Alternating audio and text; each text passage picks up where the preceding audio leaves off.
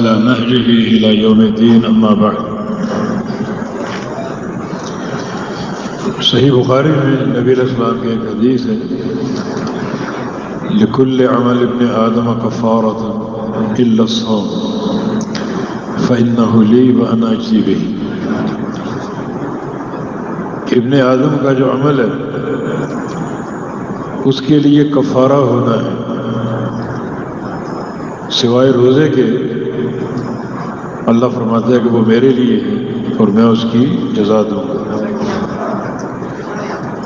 یہ عمل کے کفارہ ہونے کی دو صورتیں ہیں. ایک ہے نیکیوں کا استعمال ہونا گناہوں کی بخشش. ایک انسان کی نیکیاں بھی ہیں اور گناہ بھی بے تحاشا کر رکھے ہیں.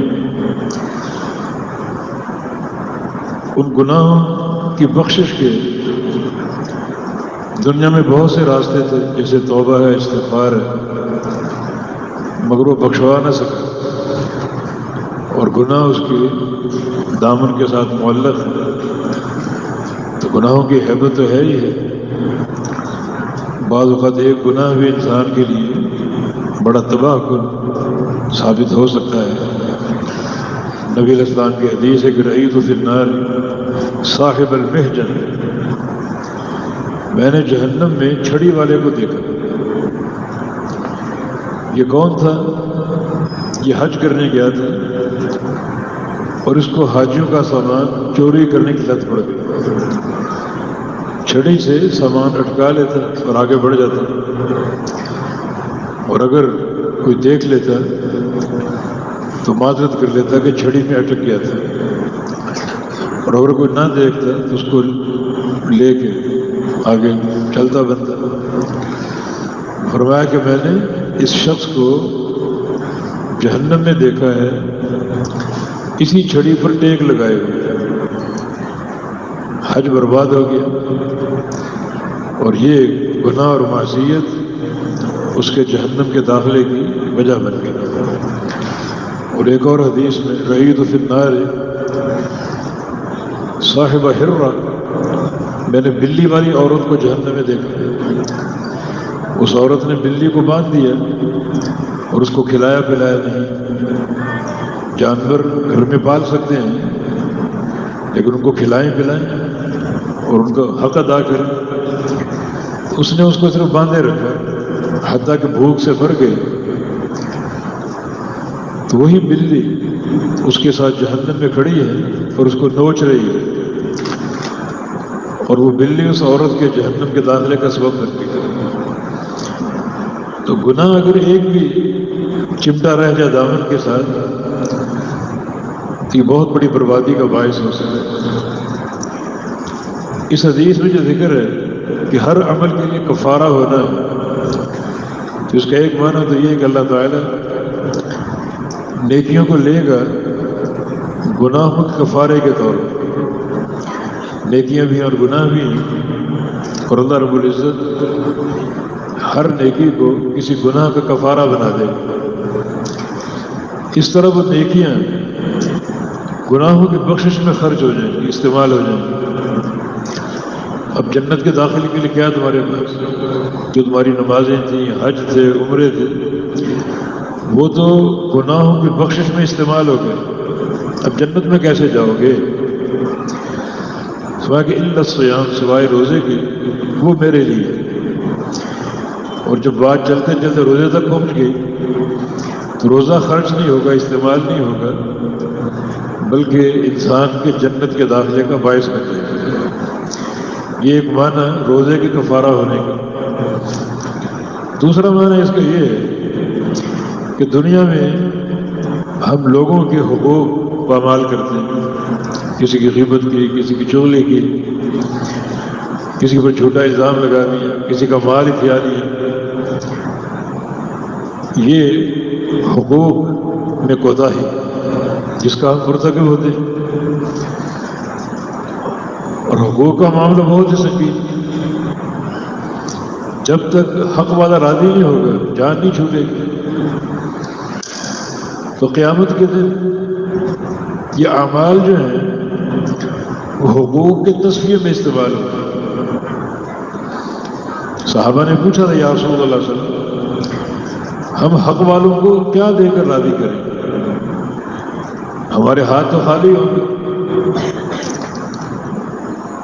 اور ہمارا دامن خالی ہوگا، نہ کوئی روپیہ نہ پیسہ، تو کیا دے کر اس کو راضی کریں گے؟ فرمایا قیامت کا تصفیہ جو ہے وہ دنیا کے مال کے ساتھ نہیں ہوگا، یعنی حشر کی جو کرنسی ہے وہ روپیہ پیسہ اور درہم و دینار نہیں ہے، بلکہ بالحسنات والسیئات، نیکیاں اور گناہ ہیں۔ یہ قیامت کی کرنسی ہے۔ جب حق والے کھڑے ہوں گے، ظالم بھی اور مظلوم بھی، تو اللہ رب العزت مظلوم کو راضی کرے گا، ظالم کی نیکیاں دے گا، اور معاملہ برابری پر چھوٹ گیا تو خیر ہو جائے گی، اور اگر مظالم بڑھ گئے اور نیکیاں ساری تقسیم ہو گئی اور حق والے راضی نہیں ہو رہے، تو پھر اللہ رب العزت جو مظلوم ان کے گناہ ظالم کو دے گا۔ حدیث میں آتا ہے کہ تم مسکین کسے سمجھتے ہو؟ صحابہ نے کہا جس کے بعد درہم و دینار نہ ہو۔ فرمایا کہ یہ مسکین نہیں ہے، مسکین وہ شخص جو قیامت کے دن بے شمار نیکیاں لے کر آئے مگر اسے دنیا اس طرح گزاری ہو فضرب هذا واخذ مال هذا وشتم هذا، کسی کو ناحق مارا، کسی کا مال کھا لیا، کسی کو گالی دے دی، کسی کی غیبت کر لی، تو نیکیاں بھی ہیں اور یہ سارے مظالم بھی ہیں۔ تو اللہ تعالیٰ نے ظالم اور مظلوم دونوں کو جمع کر دیا۔ قنطرہ ایک مقام ہے قیامت کے دن کا، یا تو پل صراط پر یہ ہوگا کہ پل صراط عبور کرنے کے بعد جو قرآن پاک میں ذالک یوم الجمع، یہ جمع کا دن ہے، تو اس جمع کا ایک معنی یہ بھی ہے کہ اللہ تعالیٰ ظالم کو مظلوم کو جمع کرے گا تاکہ مظلوم کو انصاف دلا سکے ظالم سے اور تصفیہ کر سکے، حتیٰ کہ جانور بھی۔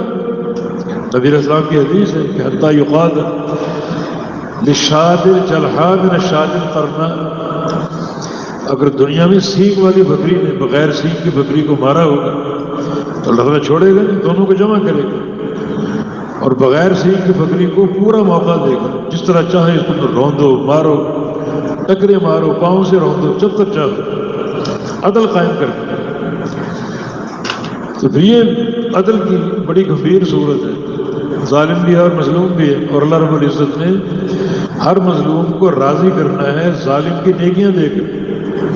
اب نمازیں بڑھ گئی، حج تقسیم ہو گئے، عمرے تقسیم ہو گئے، اور چلتے چلتے روزہ آ گیا، کہ اتنا لی مانا اسی پہ روزہ میرے لیے، اس کی جزا میں نے دینی ہے، تو روزہ تقسیم نہیں ہوگا، اللہ نے اس کی جزا دے دی۔ اندازہ کریں کتنی قدر و قیمت ہے روزے کی، اس کا حق ادا کرنا کتنا ضروری ہے۔ جب روزے کا معاملہ آئے گا تو اللہ رب العزت روزہ تقسیم نہیں کرے گا، بلکہ جو حقوق باقی بچے ہوں گے اپنے ذمہ لے لے گا، اپنے ذمہ لے لے گا۔ اپنے ذمہ لینے کا معنی یہ کہ اللہ تعالیٰ اپنی رحمت سے مظلوموں کو عطا کرے گا، اتنا عطا کرے گا کہ وہ راضی ہو جائیں گے، اور ظالم مظلوم دونوں باہم بغل گیر ہو کر جنت میں داخل ہو جائیں گے۔ مسند احمد یہ ایک حدیث ہے کہ ظالم مظلوم کھڑے ہوں گے، اچانک جنت سے کچھ درخت اوپر کو اٹھیں گے، کچھ محلات اوپر کو اٹھیں گے، اور بڑی جو ہے وہ پرکشش نعمتیں اوپر کو بلند ہوگی، اور وہ ظالم بھی دیکھ کر مظلوم بھی دیکھ رہے۔ مظلوم پوچھے گا یا اللہ یہ کیا ہے، یہ درخت اور یہ محلات کیا ہے؟ اللہ تعالیٰ فرمائے گا سب تیرے لیے، مجھ سے ایک سودا کر لے۔ تو بندہ حیران، یہ میں کیا سودا کروں، اس خالق کائنات ارحم الراحمین سے میں سودا کروں؟ ہاں تیرے لیے، سب لے لے تو، اس کی جان چھوڑ، جو ظالم کھڑا اس کی جان چھوڑ۔ تو اللہ تعالیٰ اتنا کچھ اس کو عطا کرے گا، محلات اور درخت اور جنت کی بے تحاشا نعمتیں، حتیٰ کہ مظلوم راضی ہو جائے گا۔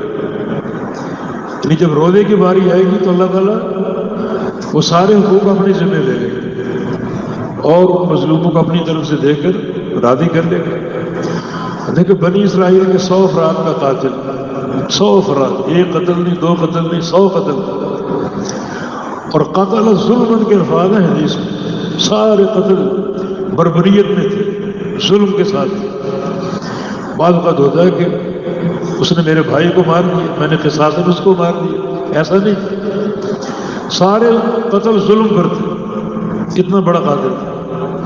اب قیامت کا دن ہوگا، سارے مقتول آئیں تو ہیاں پیش کریں۔ نبی علیہ السلام کی حدیث ہے کہ یأتی المقتول یوم القیامہ متعلق بقاتلہ، مقتول قیامت کے دن اپنے قاتل کے ساتھ لٹکا ہوا آئے گا، اور یہاں تو 100 مقتول ہیں اس قاتل کو پکڑے ہوئے، اور حدیث میں اوداج تشرب دمن، اتنا بھیانک منظر ہوگا کہ مقتول کا گلا کٹا ہوگا، شاہرگ کٹی ہوگی، اور ایک حدیث میں سر جو ہے اس کے ہاتھ پہ رکھا ہوگا، اس طرح خون کے فوارے ابھر رہے، اور وہ چلاتا ہوا آ رہا ہے، یا رب صلہ فیما قتل، یا اللہ اس سے پوچھ یہ میرا قاتل ہے، اس نے مجھے کیوں قتل کیا، کیا گناہ تھا میرا، کیا قصور تھا میرا، میری بیوی کو بیوہ کر دیا، بچوں کو یتیم کر دیا، ماں باپ کو بے سہارا کر دیا، مجھے انصاف چاہیے۔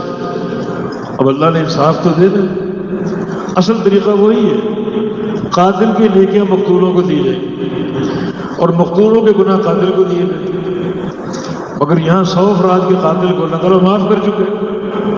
بخاری شریف کی حدیث ہے، جنت کا داخلہ اس کو عطا ہو چکا، مگر تصفیہ تو ہوگا، قاتل بھی ہیں مقتول بھی سامنے جمع ہیں۔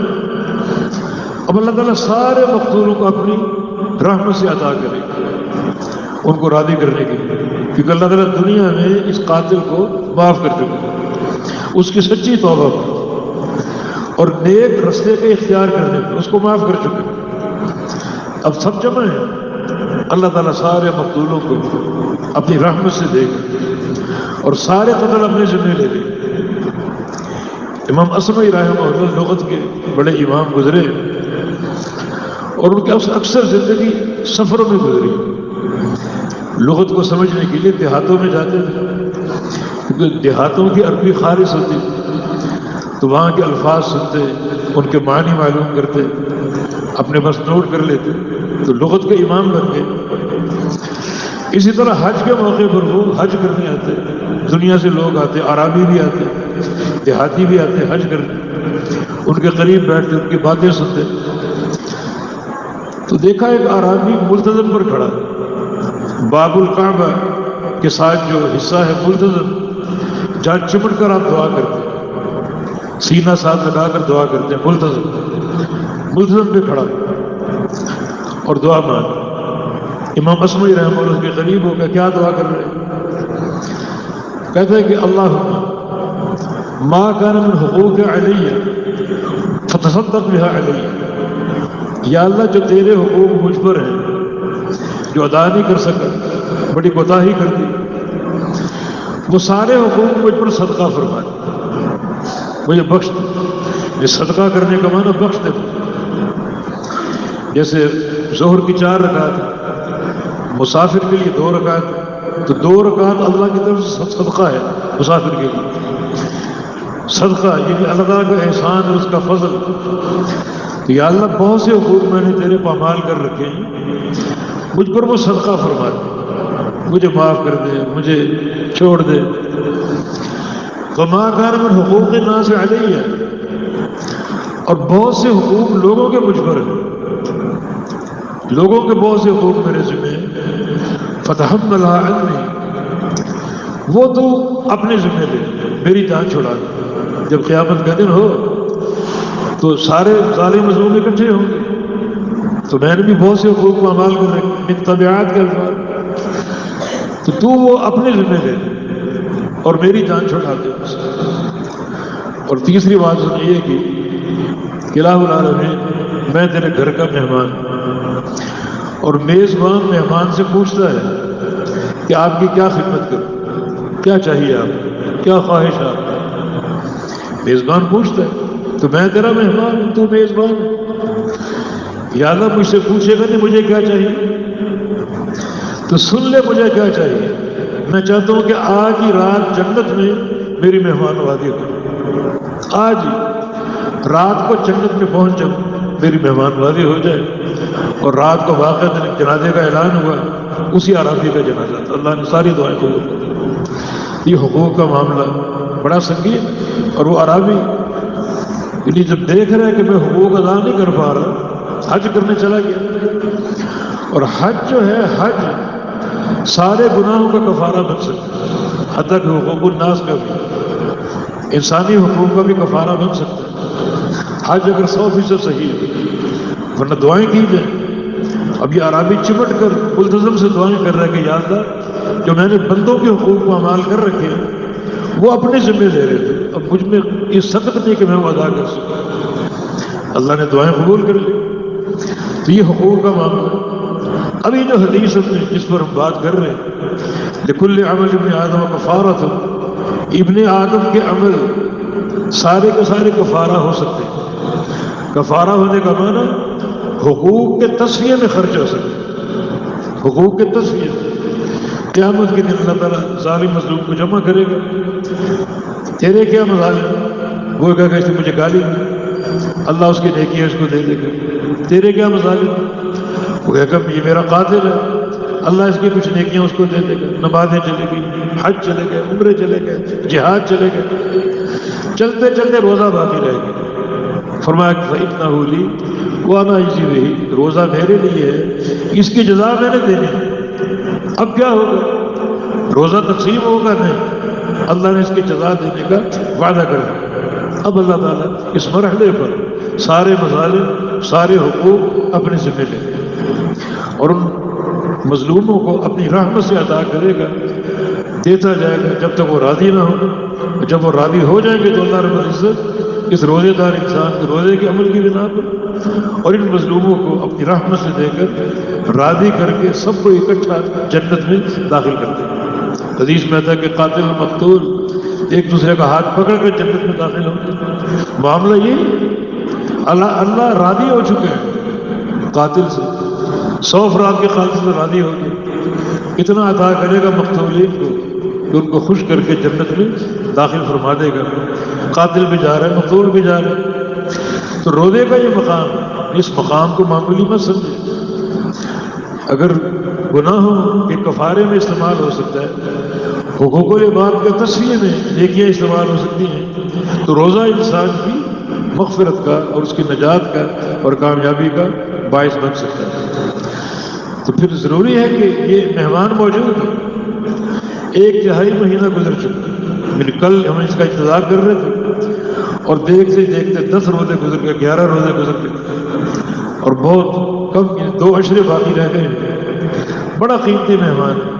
اگر ہم ہر روزے کا حق ادا کریں اور اللہ تعالیٰ روزے قبول کر لے تو یقیناً حقوق الناس، حقوق اللہ، ان سب کے تصفیے میں روزے کا ایک مرکزی کردار ہوگا انسان کی نجات کے لیے اور انسان کی کامیابی کے لیے. تو اللہ تعالیٰ کا مہمان موجود ہے. ایک اور حدیث کو ہم نے ذکر کیا تھا، وہ بھی آج ہم اختصار سے پیش کر دیں. اللہ تعالیٰ رسول اللہ صلی اللہ علیہ وسلم کا فرمان الصیام جنۃ کجنۃ احدکم من القتال، روزہ ڈھال ہے. جیسے آپ جنگ میں ڈھال استعمال کرتے ہیں، روزہ بھی ڈھال، اس کو ڈھال کے طور پہ استعمال کرتے ہیں. جنگ کی ڈھال دشمن کے مقابلے میں، روزہ جو ڈھال ہے یہ گناہوں کے مقابلے میں. اس حدیث کا کیا معنی ہے؟ وہی جو قرآن کا معنی لعلکم تتقون. روزے کیوں ہیں؟ تاکہ تم متقی بن جاؤ. اور تقویٰ کیا ہے؟ اپنے آپ کو گناہوں سے بچانا، معصیتوں سے بچانا. یہ قرآن کی آیت اور یہ حدیث ایک ہی معنی ہے، تاکہ تم متقی بن جاؤ. اور حدیث کیا کہ روزہ ڈھال، اس کو ڈھال کے طور پہ استعمال کرو کہ تقویٰ آ جائے. عین تقویٰ ہے، عین تقویٰ. جب ڈھال کے طور پہ استعمال کرو گے تو آگے یہ ڈھال بن جائے گی. پہلی ڈھال کہاں ہے؟ قبر میں. انسان جب میت قبر میں داخل کی جاتی ہے، قبر میں اتاری جاتی ہے، تو پہلے مرحلے میں اللہ کا عذاب اس پر حملہ آور پہلے، اور وہ پہلی گھڑی بڑی خطرناک ہے. نبی علیہ السلام کو فرمان بھی ہے لا تتمنوا الموت، موت کی تمنا مت کیا کرو. فإن حوض المطالعہ شدید، اگلے جہاں میں جھانکنے کا منظر بڑا خطرناک، قبر میں اتارا گیا، اللہ کا عذاب جھپٹ پڑا، اس کا حملہ آور ہو گیا، کوئی انسان نہیں جانتا اندر کیا ہو جائے۔ اس کا پہلا حملہ سر کی طرف سے ہوتا ہے، اور سر کی طرف سے دو عمل کھڑے ہو جاتے ہیں بندے کا دفاع کرنے کے لیے، ایک اس کے سجدے اور دوسرا اس کی نمازیں کھڑی ہو جائیں گی، اس عذاب کو ٹال دیں، وہ عذاب وہاں سے پلٹے گا اور انسان کے دائیں طرف آ جائے گا، دائیں طرف صدقہ کھڑا ہو جائے گا جو اپنے ہاتھ سے صدقہ دیا کرتا، اور وہ صدقہ اس عذاب کو ڈالے گا، پھر وہ عذاب وہاں سے بائیں طرف آ جائے گا، وہاں روزہ موجود ہے، روزہ اس بندے کا دفاع کرنے کی ڈھال بن چکا، اللہ کے عذاب کو بڑھنے نہیں دے گا، اور عذاب وہاں سے پسپا ہو کر اس کے پاؤں کی طرف سے آ جائے گا اور داخل ہونے کی کوشش کرے گا، وہاں بھی دو عمل کھڑے ہو جائیں گے، ایک ہے مشی الی المساجد، مسجد میں چل کے جانا، جو قدموں سے چل کر جائے گا وہ قدم کھڑے ہو جائے گا اس عذاب کو ٹالنے کے لیے، اور دوسرا قیامہ باللیل، رات کا قیام اور تہجد کی نماز، وہ کھڑے ہو جائے اس عذاب کو ڈالنے کے لیے۔ چاروں طرف سے عذاب آ رہا ہے لیکن ٹل چکا ہے، عمل اس کا دفاع کر رہا ہے، آخر وہ عذاب کہے کہ لم اجد لہ منفذا، اس بندے میں داخل ہونے کے لیے مجھے کوئی راستہ نہیں ملا، اور واپس ہو جائے گا۔ اس طرح عمل انسان کا دفاع کریں گے، ان میں روزہ بھی شامل، روزہ ڈھال بن جائے گا اور عذاب کو انسان میں داخل ہونے نہیں دے گا۔ تو اس کو دنیا میں ڈھال بناؤ تاکہ قبر میں ڈھال بن جائے، قیامت کے دن ڈھال بن جائے۔ قیامت کے بڑے مہیب منظر ہوں گے جہنم کے، جہنم سے چنگاریاں باہر نکل رہی ہوں گی، شعلے باہر لپک رہے ہوں گے، بلکہ نبی علیہ السلام کے حدیث مسند احمد میں یخرج عنق من النار، ایک گردن جہنم سے باہر نکلے گی، گردن، اور کہے کہ کل لفظ ثلاث، میں 3 لوگوں پر مسلط کی گئی، میدان محشر میں گردن باہر نکلی ہوئی جہنم سے 3 لوگوں پر مسلط ہو گئی، ایک بکل جبار عنید، ہر متکبر انسان، سرکش انسان، دنیا میں اکڑ کر چلنے والا، بازو پھیلا کر چلنے والا اور پاؤں پٹک کر چلنے والا، اس پر مکلف ہوں میں، اس کو پکڑوں ابھی سے جہنم میں کھینچ کر ڈال دوں۔ اور دوسرا پھر مصور، تصویریں بنانے والے، بنوانے والے، اور تیسرا بکل من جعل مع اللہ الہا آخر، جس اللہ کے ساتھ کسی اور معبود کو پکارا، شرک کیا، مشرکوں کو ایک ایک کو چن کر جہنم میں ڈال دیا۔ تو بڑے خوفناک منظر، کیا حال ہوگا دنیا کا؟ روزہ ڈھال کا کام کرے گا وہ انسان بالکل بے خوف، ایک ڈھال اور لیتے جائیے تاکہ یہ ڈھال قیامت میں ڈبل ہو جائے اور انسان کی عافیت کا باعث بن جائے۔